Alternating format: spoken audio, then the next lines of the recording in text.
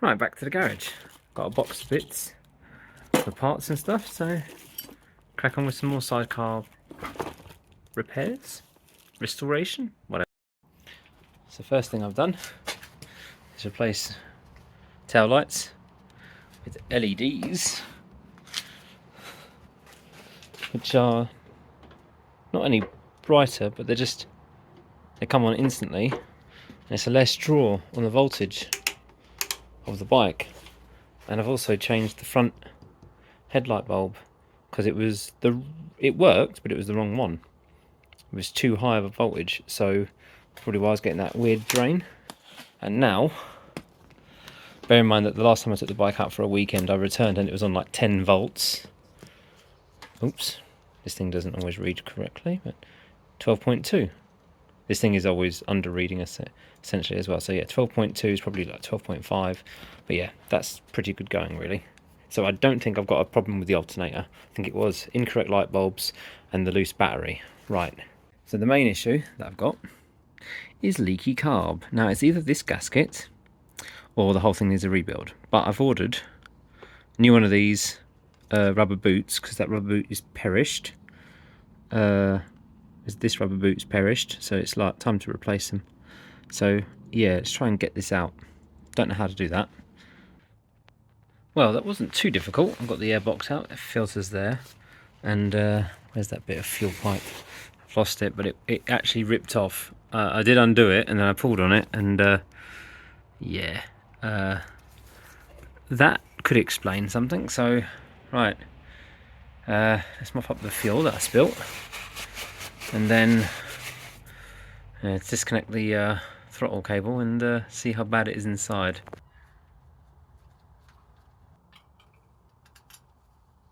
I found out the reason why it was leaking. There was no gasket.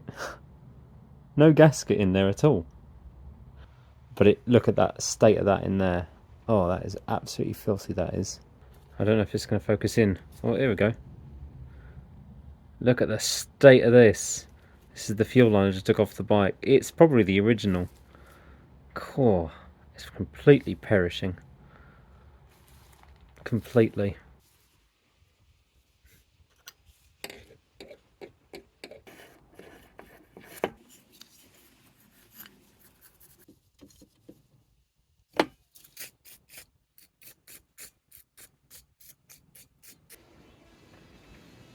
Okay.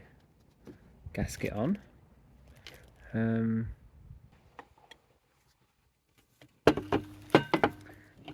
think that'll do for today. Reassemble the throttle and get everything back together. Oh yes, and I've got some fuel pipe.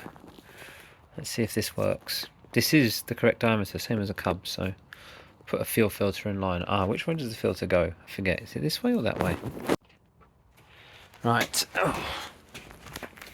Let's have a look. Carb's all plumbed in. No weeps or leaks so far, so that's good.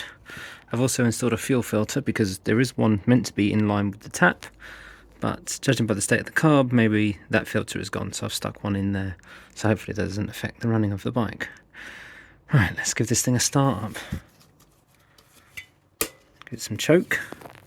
Right, this Jawa is meant to be a twin, but it suddenly became a single. That was an interesting couple of miles back home anyway. Let's try to figure out what happened there. Right. I think tank off. So it's lost spark on this side. Not sparking on this side, sparking on the other. So yeah, something is gone wrong here with the coils, I think. Possibly. So let's check them. Now, I ain't no fancy electrician, but this coil pack, this coil, is well, I didn't install it. I guess it's meant to be mounted there, and yeah, that's weird. That's not meant to be there. I'm pretty sure about that. It's got to be on the frame somewhere, like, well, I can see it's meant to be here, and that's obviously snapped. Huh, so that needs replacing. Oh, and Right. What can I fashion? Can I fashion? I should be able to fashion something. It's just a bit of that, isn't it? And then that's rock solid. That one's fine. This one's meant to be, not meant to be like that. That might have something to do with the spark not working properly. And the petrol tank overflow pipe is a bit of garden hose. When I took the bracket off, I think I might be able to make something. Or if I have a big Jubilee clip at home, I might be able to modify it. So I just need a bit of metal, bend it into that shape, slip it on, bolt it in. And yeah, one of the connections was a bit bad, probably because it's been sitting here and just rattling around. That's probably why this side wasn't sparking, but now it sparks. So that's all good. That's sorted.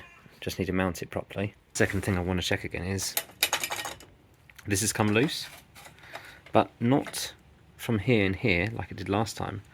That comes from inside, annoyingly. So I have to take it back out again and tighten it all back up again. Right, well that's all tight now. If it comes loose again, I'm just going to replace that baffle. So what it is at the very end here, that bit's damaged, where I guess it's coming down the road, and it keeps coming loose.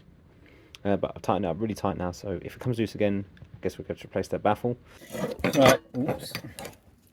Right, so I've got a bit of sheet metal here on my thing. Got a pen. I guess I'll like trace it out roughly. So I need a little bit longer than this, so I'll just... How long does that go for? Oh blast, it actually goes longer than what I need. It's longer than that. Ah yes I do, another bit here, a bit of sheet metal. Just cut along here. That here, so to make it a bit longer than it needs to be. Ooh, here it is. Fresh off the cut. Still quite hot. Let's just put it into the old ice, maybe just hot. Let's get my file. Let's give it a little.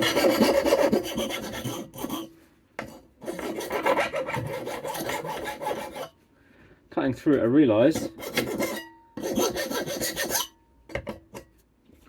might be too thick. This might be too thick. Okay, still a bit hot to the old toucherino. Right, so I need to make it to that shape.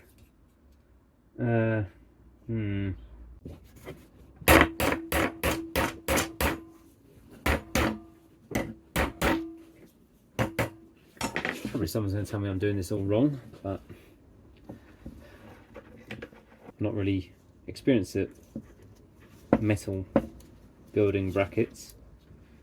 I wonder if I could have just 3D printed one. Might have been easier. Right, it's a bit wonky, but hold it in place. But yeah, I think they're good. Now it's going to drill a hole now. Okay, my DIY bracket. The hole does line up. Just so hopefully that'll be all right. There we go. There we go. All installed. So that's the original, and that's my fabricated one.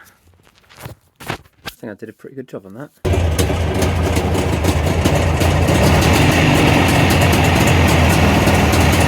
Right, going to take it out for a spin at the weekend maybe, and see how it goes.